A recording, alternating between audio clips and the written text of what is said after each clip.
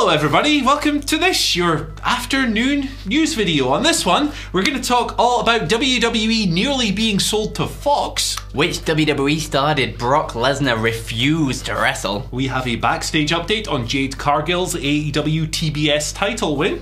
And a medical issue triggers a huge card change for AEW. This is the afternoon news. Yes it is. Let's talk about WWE getting sold, which is something we've spoken about several times over the past 12 months.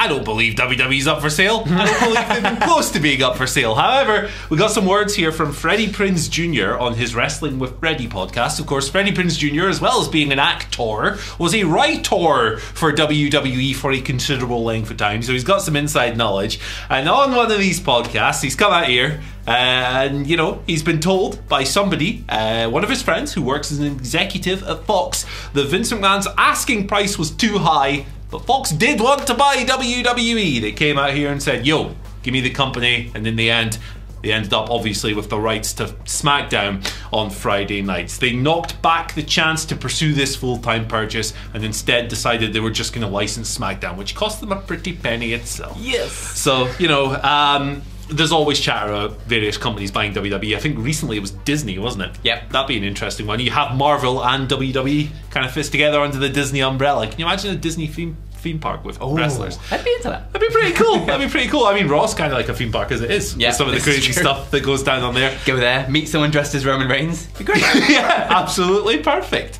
We might even get our own golden eggs if you rock up at the theme park. But would that be like the thing? You knock it off a platform. That's more Seaside Holiday in the UK, isn't it? Totally. Throwing stuff at coconuts, but whatever. What do you rate of this, Phil? It's an interesting one, if true, because like you've got to think about how much money Fox has laid down for WWE. It's like $205 million a year for a 5-year contract. They've already dropped over $1 billion on this. And you've got to wonder where Vince's asking price was. If they're already spending $1 billion, but whatever Vince asked was too much. That's wild, isn't it? Because you on top of that, like, to value the company, you have NBCU paying $1 billion for the Peacock thing, and then you've got whatever I can't remember USA, off the top of my head.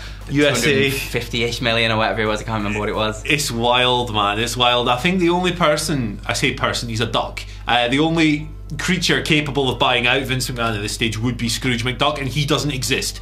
So there we go. It's true. It's always fun to speculate, though. It is very interesting. But yeah, we'll have to wait and see if it happens. Doubt it will, though. But let's take you back now to 2017 and a certain person that Brock Lesnar refused to wrestle. Now, this is coming from Dave Meltzer of the Wrestling Observer. And apparently, it was originally booked Brock Lesnar versus Jinder Mahal for Survivor Series 2017 for the WWE Championship. But Brock Lesnar said nope, not having it in the last minute, and just refused to wrestle Jinder Mahal. So he was champion, they went on a UK tour, they ended up taking the belt off him on the UK tour in Manchester. AJ Styles beat him, and then they switched the match at Survivor Series to AJ Styles versus Brock Lesnar. But like the original plan was for Jinder Mahal to have the belt win the India tour as well, and main event the shows over there. But little Brock Lesnar comes along, and he's like, not having this.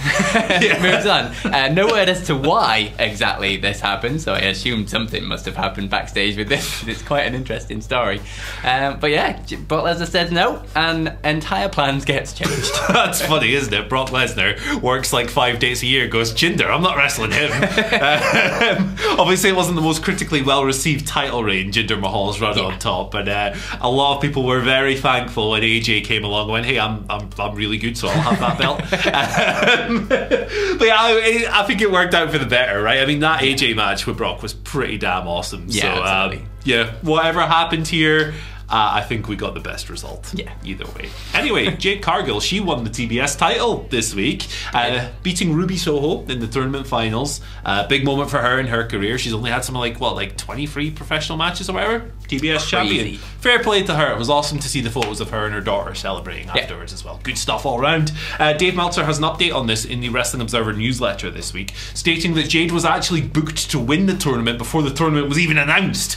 So Jade was always going to be the champion all along. That's how things panned out. She beat Ruby Soho in the final. She had a first round bye, made it to the final regardless, beat Ruby. Jade's awesome, good for her. Now, Dave does mention here that there were some suggestions that maybe Jade winning the title here was a response to Big Swole's criticisms of her perceived lack of diversity in AEW, which we've spoken about several times this week. That wasn't the case. This was decided beforehand. So I think one of the big things coming out of the Swole situation and then Tony Khan's rather stupid tweet was that, oh god, they've kind of cursed this match in a way, haven't they? Because if Jade wins, some people are going to come out and say, oh, they're doing it as a response to this, and if Ruby wins, some other people are going to say some other things. It's good to know that this was the original plan all along, and I think it's very interesting to see a developing prospect like Jade, who obviously works very hard at her craft, in this spot. Yeah, absolutely. I think after that tweet, they were kind of in a damned if you do, damned if you don't kind of position. But yeah, this was, I think a lot of us had this pegged as the idea from the very beginning. It's just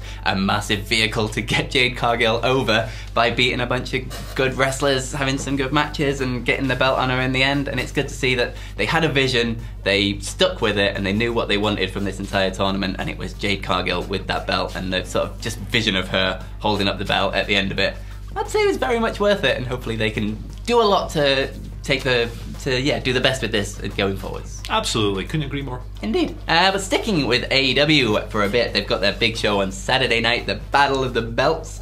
And there's going to be big changes apparently coming to this. Now AEW put out a tweet just saying tomorrow on AEW Rampage there will be an announced change due to medical protocol to Saturday's Battle of the Belts card.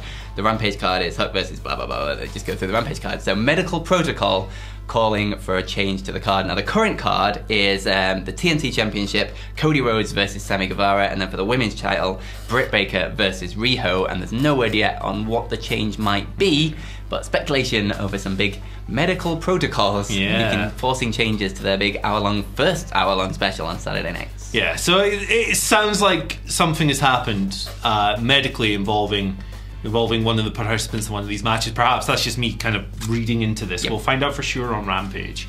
Not too sure I like the move of going, hey, we will announce the change tonight instead of just doing it straight up. I think that's a bit more honest with your audience, and that's kind of what I would have liked to see here. But hey, look, we'll see what happens. It's Battle of the Belts. If they make a change, it has to be a title match.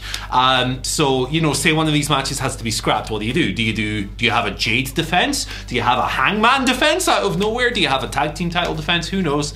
I think both Riho versus Britt and Cody versus Sammy were good matches on paper.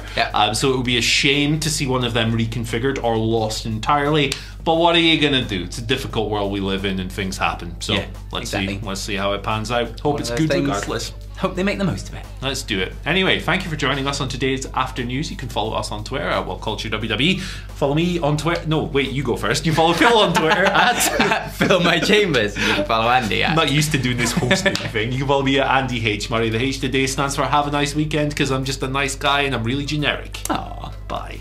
Bye.